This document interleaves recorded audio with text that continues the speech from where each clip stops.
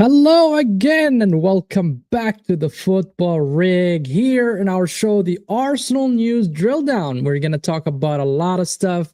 And you know what? It's been a while, guys. It's been a while, and it's been a minute, but we are here.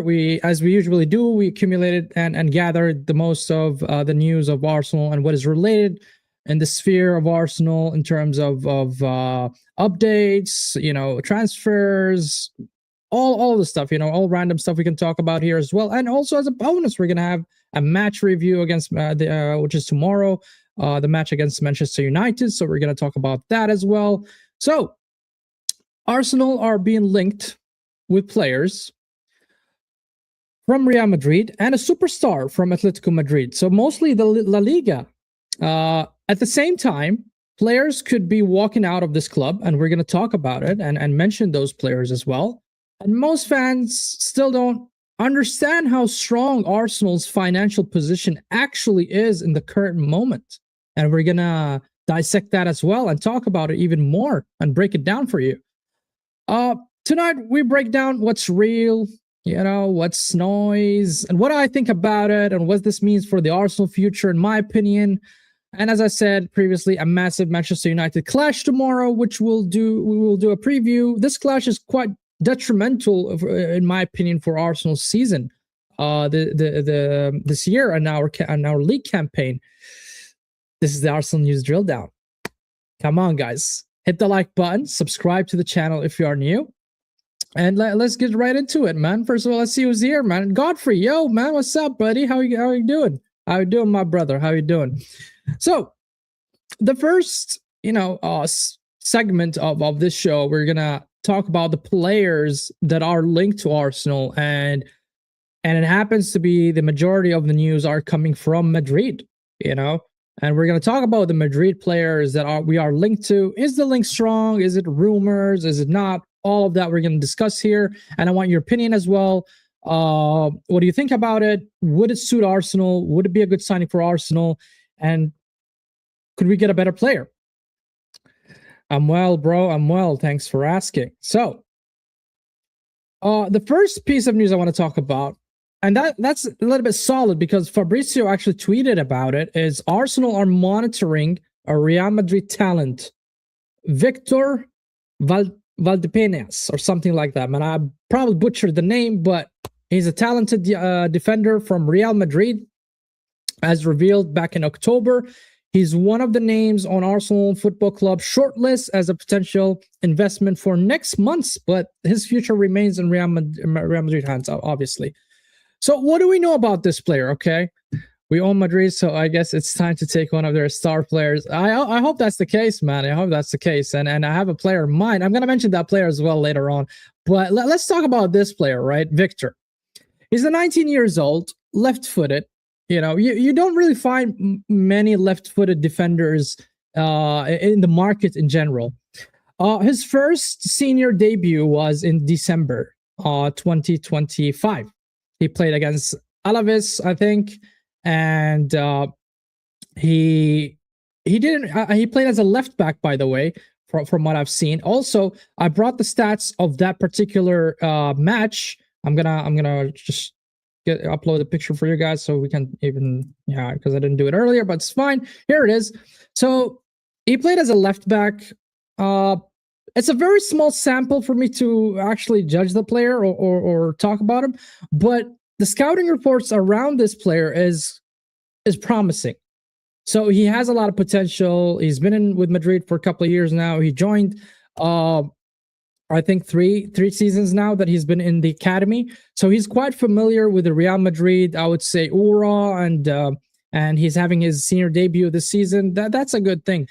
And if you look at the stats, I only brought the defensive stats here. Tackles, he had 5. The ground duel ones was around 60% success rate, which is 7 out of 12. Aerial duels, he didn't really, there's 0 duels, so nothing here. Because he was playing a left back, if he was central, probably would have seen more. And from what I've read about the Madrid reports around that game, is because they won the game 2-1. It was an away game against Alaves. And he was the reason why they scored that goal, according to the news. But in the other side, I would say they are saying that he was trying to implement the offside trap, but it didn't work out for him. And the rest is history. So the player looks promising, and he's fast, by the way. Left-footed. He's 188 centimeters, so that's the kind of physical profile that Arteta even likes defensively. If we're looking at our defense, if we look at Saliba, if we look at Gabriel Magalhaes, that is the profile that actually Arsenal seek, is to have big boys back in the back.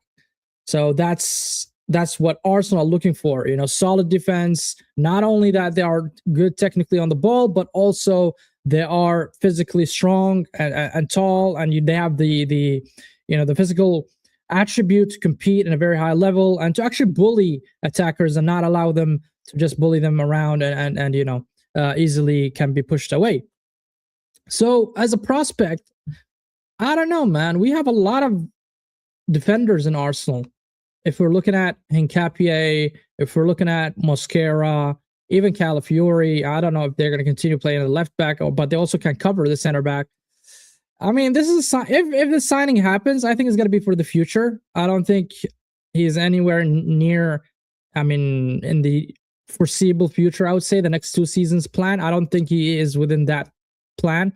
I think it's going to be somewhere in the future. That's my thought, and that's my take from it, based on the profile, based on the age, and yeah, I think why not?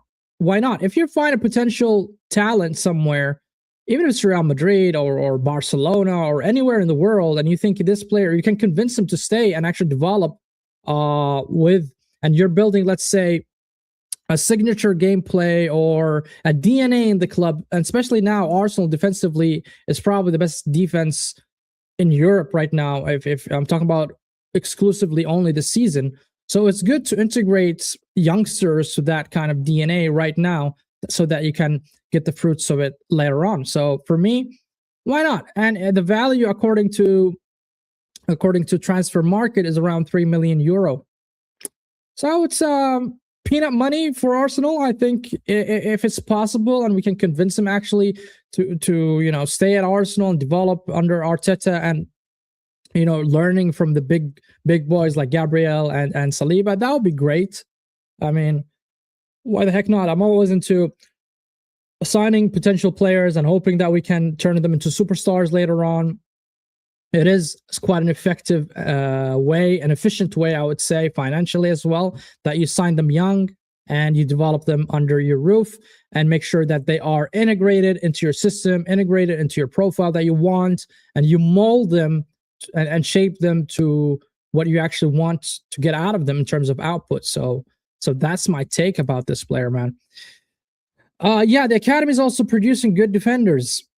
Yeah, but from what I remember, we sold Heavens, right? And I don't recall we do have talents in terms of defense, except for Salmon. And I haven't really seen much from the player. He's young. He had his debut a couple of weeks ago. But it's always good to have the best of the best in Europe, if you know what I mean. I mean, if Salmon is good enough, I'm happy with that. But I haven't seen much from him to actually judge him, and neither have I seen from this young lad, which is Victor. I haven't really seen much of him. As I said, one game is a very small sample to judge a player from, and maybe we'll hear from Real Madrid fans who actually follow the team, and they will tell us more about him, and they will tell you, okay, if he's good or not. But for me, as of today, I'm not skeptical about it. I'm okay if we sign him, and I'm also okay if we don't. So that's my take on it. Moving on from Victor here, another Real Madrid player that Arsenal are linked to, and that is Arda Güler. Arda Güler is linked to Arsenal, and there has been reports that Arsenal have reached out to Real Madrid to inquire about this player. I want your thoughts, first of all, about this, because I have my reservations when it comes to Arda Güler, and only because we do have a lot of players very, very similar in terms of profile with him. If I'm looking at Odegaard, if I'm looking at even Ethan, that we're going to talk about later on this show, and also Eze, And Arda Güler, look, if I'm gonna look at it this way, okay, let me put it this way. When Odegaard signed for Real Madrid as a youngster, and he couldn't really break through Real Madrid and have seen. I mean, he had some senior debuts and all that and cameos, but he didn't really integrate with Real Madrid. He didn't really play with Real Madrid. He was not, that kind of player. They didn't really count him in. They didn't probably see much in him, Odegaard, and that's why they said they sent him out, and he went to Real Sociedad, and that's where his actual development happened. And then Arsenal took him as a loan the first season, and then permanently signed Martin Odegaard. But Arda Güler, on the other hand, he's 20 years old, okay? And I have the stats here that I brought for Arda Güler, just so I can back up what I'm saying. Let's look at this season, right? Arda Güler so far had 31 appearances, and he scored 3 goals, 11 assists, right? And out of this 31 games, 16 of them, or half of them, he played as an attacking midfield. And let's say it's split between attacking midfield and central midfield, right? If we go back to last season, so last season, the appearances he had is 49 games. And that's between on all comps, of course, La Liga, Champions League, Copa del Rey, everything. 6 goals, 11 assists. Now, what is interesting about last season is he played more of a right winger. 25 games as a right winger and 14 games as an attacking midfield. As I said, the profile is quite similar to Ethan Nwaneri. Very, very similar. Now, if I go 1 year back, that's 23-24, and that's the season where he joined Real Madrid. He had 12 appearances, 6 goals, and that's it, no assists. So, all in all, Arda Güler, he has a high ceiling. Very high ceiling. Because you don't get 49 games at Real Madrid unless you are rated highly. Unless they really, really trust you. Because, guys, Real Madrid is an elite team. Real Madrid does not accept to play players that are good-ish or less than good. I mean, it tells a lot. If you are, appearing at 49 games per season for Real Madrid, it tells a lot. And also, one more thing, he's 20 years old. 20 years old, imagine. 20 years old, and you're producing all of that for Real Madrid. So it tells me a lot. The potential is there. The ceiling is quite high. If I compare the ceiling of Arda Güler at 20 years old compared to Martin Odegaard at 20 years old, obviously Arda Güler's is way, way better than him. Way better. Now, there are few questions here. Is Real Madrid going to let him go? I don't think so. Now, according to Transfer Market, the value of Arda Güler is around 90 million euros, which is a lot of money. A lot of money for a youngster like Arda Güler. And on the other hand, would they let him go? Now, the last point, what made me have my reservation is, where will Ethan Nwaneri play when he returns back in the summer? Where will Eze play? Where would Odegaard play? So we have 3 players that are our number 10 currently. We have Nwaneri, Eze, and Martin Odegaard. Will Arda Güler be our main number 10? He could be. I mean, if he's talented enough to carry Real Madrid, I'm sure that he can do it in a high level with Arsenal as well. That's stating the obvious to me.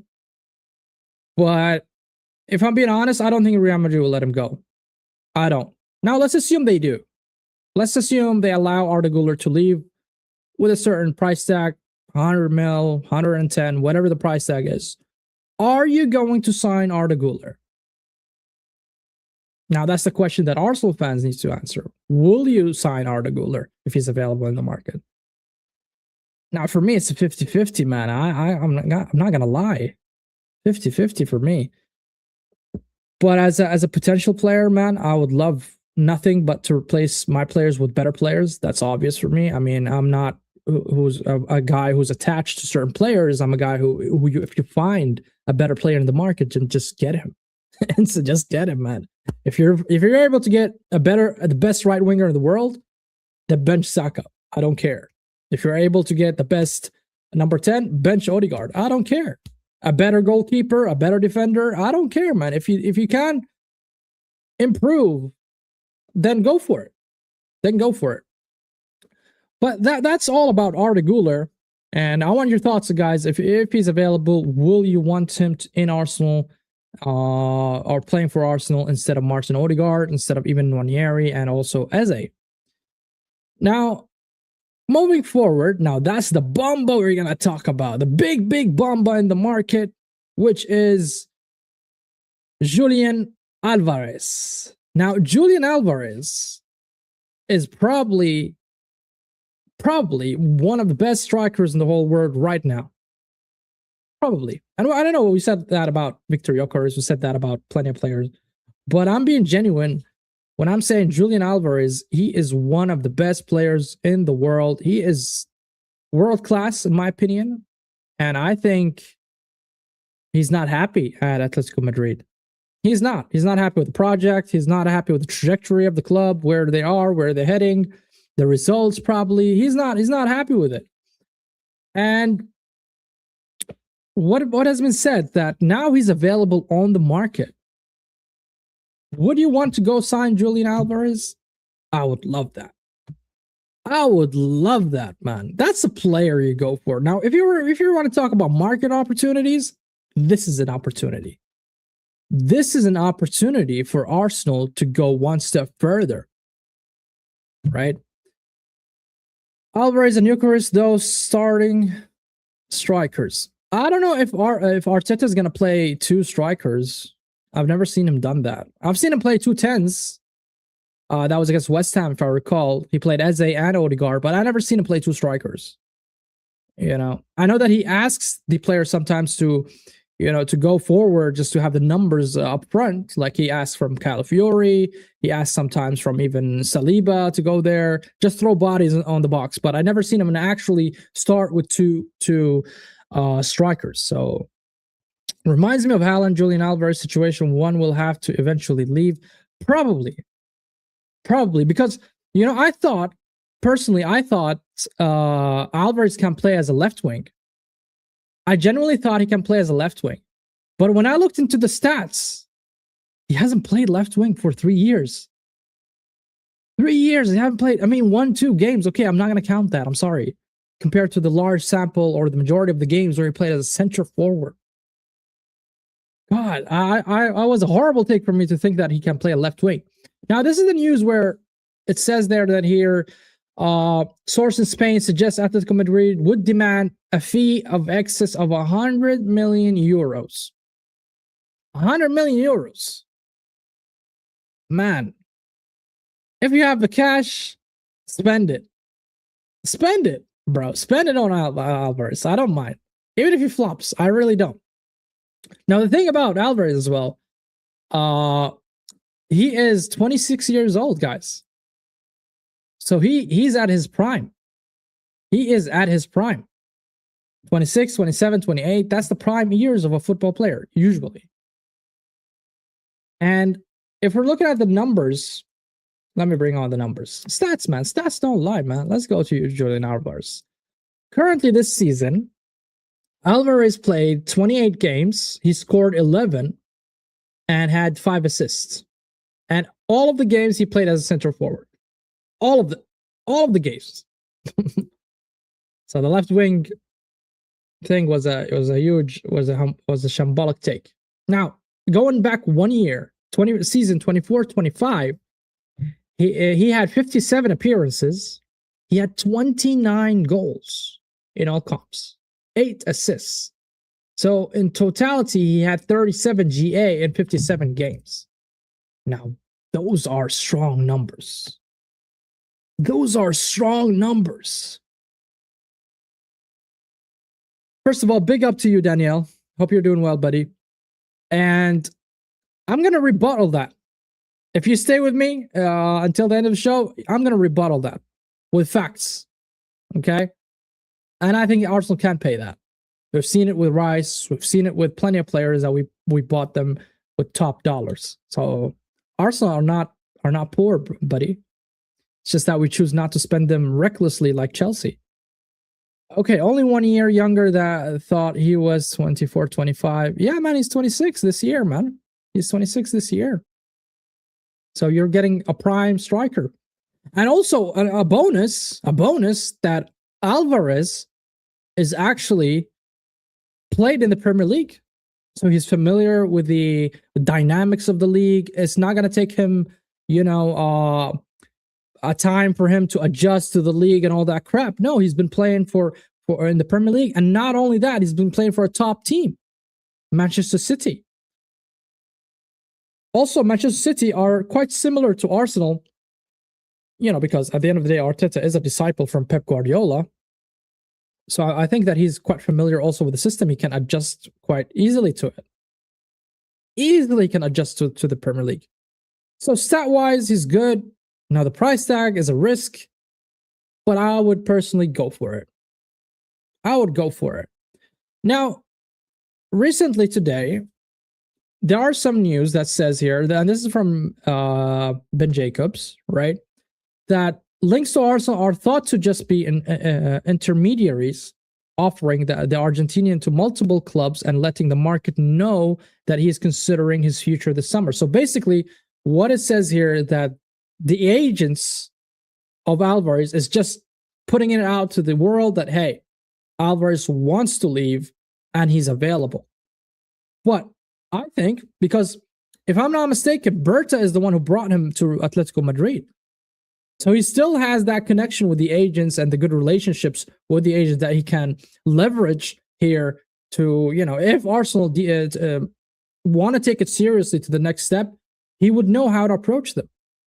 He would know how to call. He probably still have them in the contact list. Probably they're still texting WhatsApp messages, funny jokes and stuff. So he can easily just drop them and say, hey, yo, listen, Alvarez, what's going on there? Possible, not possible? Possible. Okay. How much? That's much. Let's negotiate. So I think it's going to be an easy talk and approach from Arsenal if they choose to go one step further. Now, this is basically all when it comes to the links to players around Europe. There are some players that were linked to, but not really strong links, so I didn't want to really talk about them. And I'm going to move on from players that are coming to Arsenal, and let's move on to the next step, that the players are leaving Arsenal. And those players, that some of them already left and some of them will leave, and we'll see about it. We'll see. Now, the next one is, as you know, Ethan Nwaneri has left to Marseille already. The Here We Go is already there. And yeah, what do you guys think of that? I personally think that it's a good move for Ethan Nwaneri. Very, very good move for him. We've seen this before with Saliba, where he left to Marseille and he thrived and he came back solid. He was player of the year in Marseille before he rejoined Arsenal. And now look at Saliba. Probably one of the best defender, if not the best defender in the world. So I would like to see the same trajectory in terms of development for Ethan Nwaneri in that aspect, is that he gets the minute, which will get me to the next thing, where Arteta is saying here, he is probably, now I quote, he is probably not playing the minutes he deserves. He have a massive talent there and we need to look after him. Now, I like this from Arteta. I genuinely do.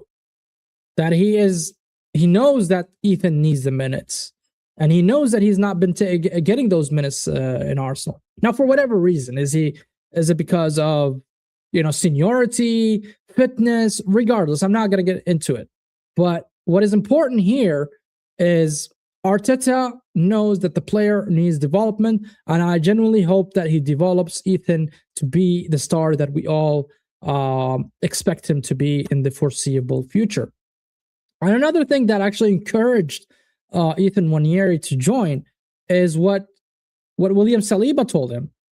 And I quote, William Saliba told me that Marseille is one of the best clubs in the world. And he's not lying. Marseille is a big club. Now, not top in the world, but one of the good clubs in the world. And not to mention the coach there, De Zerbi. De Zerbi is known to play a very attacking football. Tactically, he's good. He's been developing youngsters in Brighton when he was in the Premier League. So I am optimistic. I am optimistic, and I hope Ethan is. I hope that he takes it serious in terms of development for himself and getting into the next step, finding a pathway for him to really, really improve. Because if you're going to play a number 10 for Arsenal in a high level, then you really, really need to step up. You really need to step up. Yeah, you have the talent, but let's put that talent into something that we can actually materialize in the pitch. We can see it, the world can see it, and you actually become effective. And by effective, I mean you become a leader in the pitch. Marcel have a decent squad. He will develop well. Yeah, I think so. I genuinely think so. I think so. They have a good coach as well. So I think, and we have good relationship with them. And also, one more thing. I'm gonna back to Fabrizio. I think. Yeah, there. So Olympic Marseille covers salary plus loan fee around 4 million euros based on appearances. Now, this is the tricky part. And I love what Arsenal did there. You guys know the more minutes Ethan Nwaneri plays, the less money that they will get as a loan fee. Now, that's very, very smart from Arsenal. That tells me that the intention from Arsenal here is not just get rid of the player and the salary and get him off your books and get money. No, they're telling him, hey, listen, if you're going to play him that much minutes, you're going to pay us less. So the goal here ultimately is for Arsenal is to get minutes for Nwaneri. And I genuinely love that from Arsenal Football Club. Well done. Well done. Because what? I mean, if you get 1 million or 2 million or 4 million, it's really not going to move much in terms of finances for Arsenal as a whole. That's my take. I mean, 1 million, what's it going to do for Arsenal as a football club? Not much. But what would it do for Nwaneri if he gets more minutes? Much more. Now imagine if Nwaneri turns out to be a superstar and he's crushing it there and he comes back to the Premier League. He's that guy who's scoring double digits and he's getting, I don't know, 20, 25 GA in the season. Look at his market value. Now I'm talking about purely finances here. Now that 1 million spent, which is let's call it quote unquote an investment in the future. Now that's a very, very smart investment. Not only that, he's a high-end product. So you know that most likely, and it's most probably, that Ethan will want to stay. Ethan will want to stay because, you know, he loves the club. He grew up in the club, just like Saka. And if the club really wants him and the feeling is mutual, I think he's going to stay for a very long time. For a very, very long time. And I'm so happy about this. And I wish him all the best, really. And let's see. Let's see, man. Go Ethan, man. Go Ethan. Now, another player that is interesting, probably going to leave Arsenal this summer. Gabriel Jesus. Gabriel Jesus is a player that we all thought he's going to be the guy. Well, let me take a sip of this before we talk about it. We all thought Jesus is our number 9. He's going to be our R9. He's going to be the main striker, the main guy. But unfortunately for Jesus, he had multiple injuries and long-term injuries, knee injuries, surgeries. I don't know how many. I lost track. 3, 4 surgeries. Somebody can correct me in the comments. So that kind of hindered also Jesus. Not to mention he's 28 years old. He's no longer the 25, 24, 23 years old, that kind of player that you might expect for him to develop at the end of the year. He is the guy that he either hits his prime now, and I don't think he will hit his prime later. Every single transfer window, there's a news about striker at that club.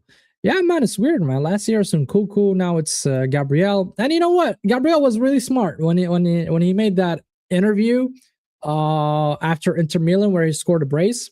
He kind of flirted with the Calcio. I don't know if you noticed, but he flirted with the Calcio. Said, "Hey, listen, it's my dream to play the Calcio when I was young and all that stuff." So that was like a sign. Hey, listen, guys, if you want me, I'm there. You know, if you want me, guys, I'm there. And I think AC Milan bite. They bite. And I'm not gonna lie, I think he's gonna do good. I think he's going to do good at any Italian club. If he goes to Napoli, if he goes to Inter, if he goes to AC Milan, I think he's going to really flourish there. Because we've seen, a lot of recently, a lot of Premier League players go to Serie A and actually bang it there. Scott McTominay, who thought he was Player of the Year there, and he was mentioned in the Ballon d'Or. Just by the way, just let you know, Scott McTominay, Ballon d'Or nominee. Wow. But mainly, a lot of players that go from Premier League to Italian League, I think they thrive. They thrive. That's just what I want to say. But here's the thing. I don't think we're going to recoup a lot of money when it comes to Italian clubs. They are not really rich, and they don't put top dollars. They don't give top dollars, Italian teams. They don't. They're just not that. They don't have the financials for it. And for me personally, I don't mind that.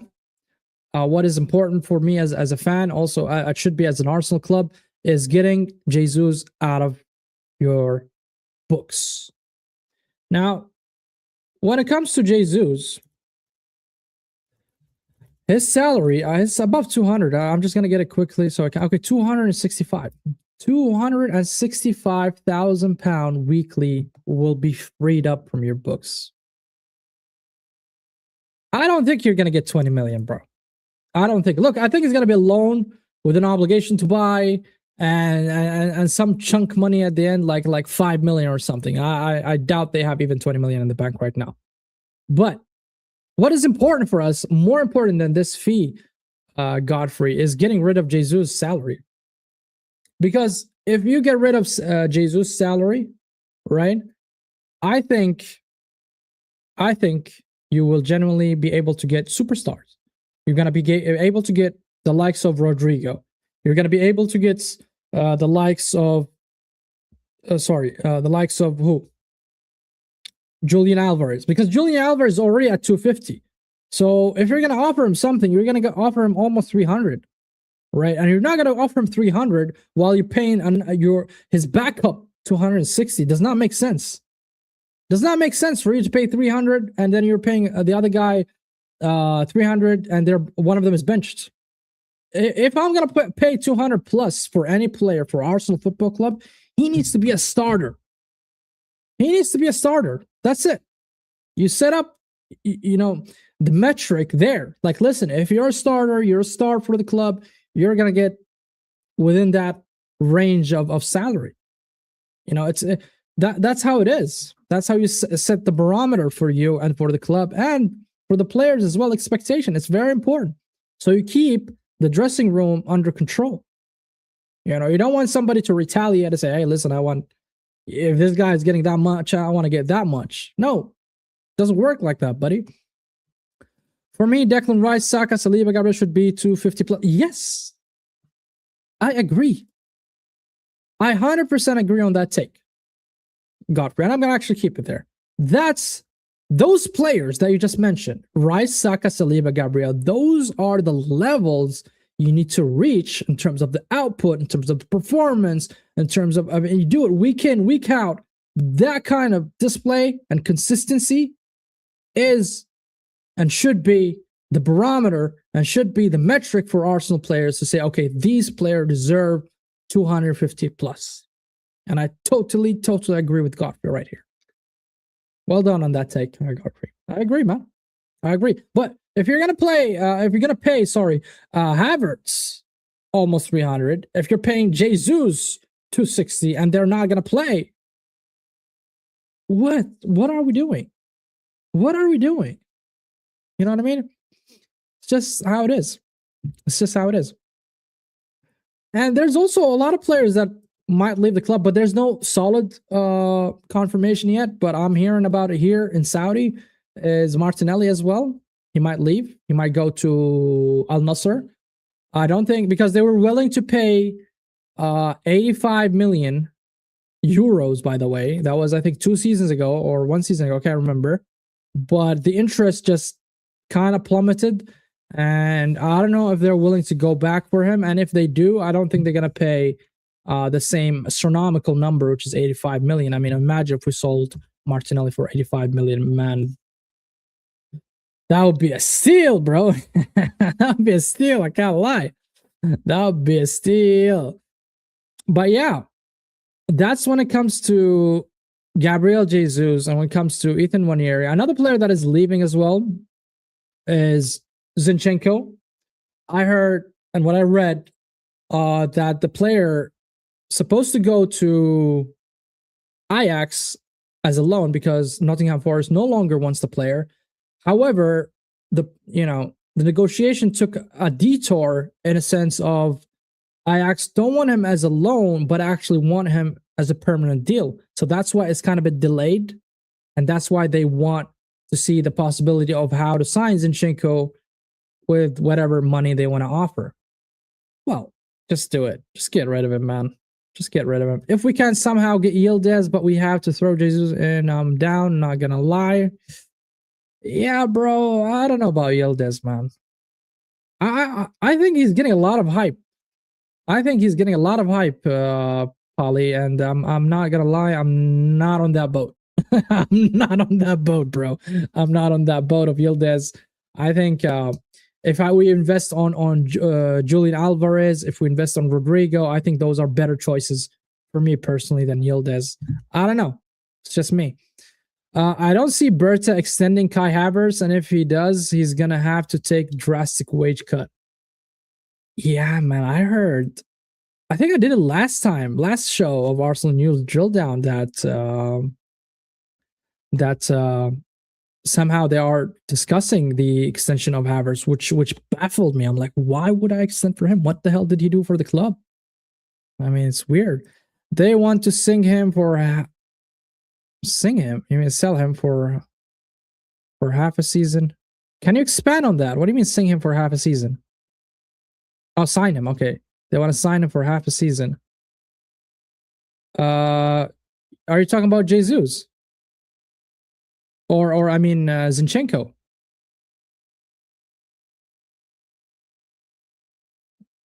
Oh, okay.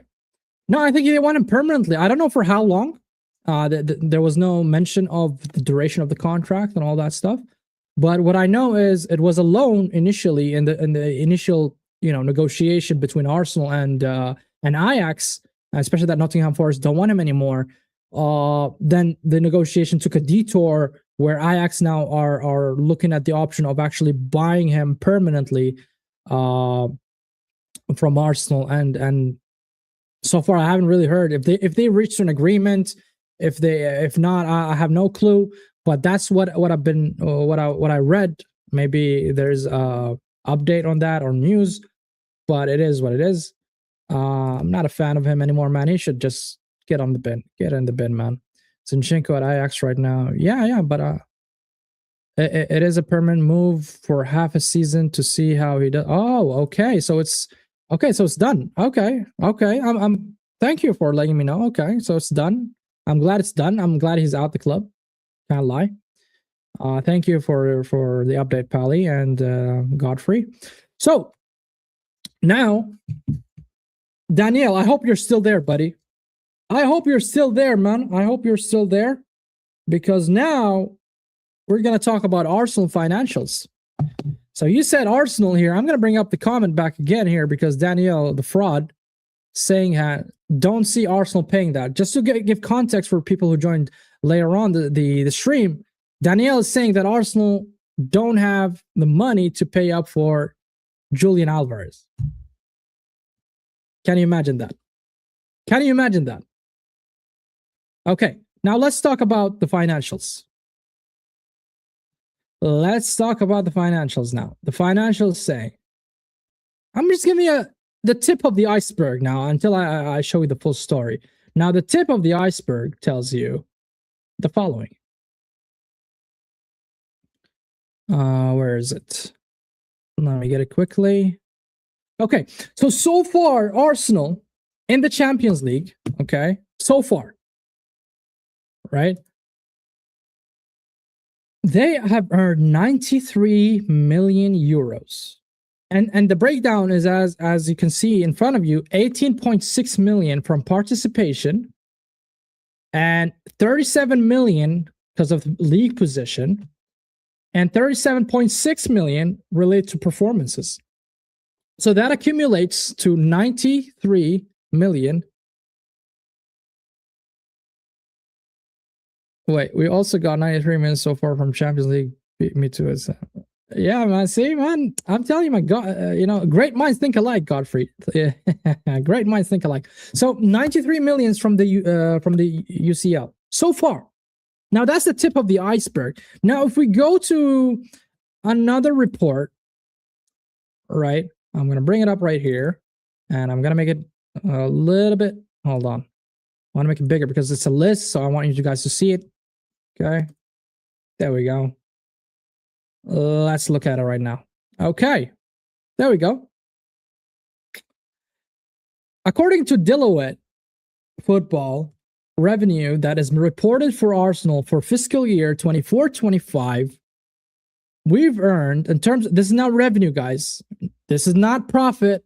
This is revenue, because a lot of people conflate between the two terms, right? Revenue is the whole earning, and you haven't really, cut from it the cost, basically, to calculate the profit, right? So Arsenal is sitting 7th, 690 million pound as revenue. And for the first time in history, Arsenal are ahead of Manchester United. I repeat, for the first time in history, Arsenal are ahead of Manchester United, the big United, the big conglomerate, the big entity of the Red Devils. We are ahead of them. Now, this tells me something, right? And we're still behind City and Liverpool when it comes to the Premier League teams. And of course, the number one is always Real Madrid. From as far as I recall football, Madrid has been always the number one. But what does this tell me? That the way Arsenal are behaving currently as a football club is moving towards success. Now, not only, I'm not talking about trophies here, right? I'm not talking about performances on the pitch, what we do there. I'm not talking about that. Forget about that for a second. Just leave it aside. Because somehow they correlate at the end of the day. I understand that, but I'm talking about here pure business. Arsenal are moving towards and having the right path. Because financially speaking, that means there's growth in your revenue, right? Because you sustained yourself still there. And the only way for the revenue to grow, especially of the domain of football, is how do you increase the number of the fans? Now, how do you increase the number of fans? How? To increase the number of fans, it's basically the following. You either start marketing in countries like Asia, USA, those kind of countries that they don't really have a very huge fan bases, and you start doing tours in the summer, and that's part of marketing. But what is more solid for me than that? That can help, obviously. I'm not gonna lie, but is winning trophies, guys. When you win trophies, and especially when you win them back to back, and you build an actual dynasty, is the youngsters, the young kids, when they go to school and talk about football with their friends, even when they visit their friends, hey, listen, have you seen Arsenal when they scored that goal? Oh, they won the league, man. I think I'm going to support this club, and not only that, those fans will grow up to be very loyal to you in the long run, in terms of selling merch, in terms of representing the club somewhere in I don't know, in Burkina Faso, some country in the middle of nowhere, that you have a kid there that supports the club. That's how you grow your revenue, your actual revenue, steadily. And it will be solid, because that young kid will grow up to be, a fan of the club. And, as a joke, they say, you can change everything. You can change your wife. You can change your job. You can change everything. But the one thing you can't change is the club you support. All right. So you'll have that kind of symbiotic relationship with the fans, right? And I'm happy to see that Arsenal are moving towards that. I really am happy. I can't lie. I am happy. But at the end of the day, as a fan who's been supporting the club for 26 years, I want to see the trophies, bro. I want to see the silverware. I want to see the armpits in the air. I want to see the golden, medals. I want to see all of that stuff. I want my club, to get those, because it's been 2 decades since we won the Premier League, and it's a long time. Now, as things stands, and obviously we had the move from Highbury to Emirates. I'm not going to talk about that. I think I covered it before. But a lot of things that happened financially for Arsenal for the last 2 decades, which led them to be, not very competing in the last 2 decades. But now, as things stand, we are solid.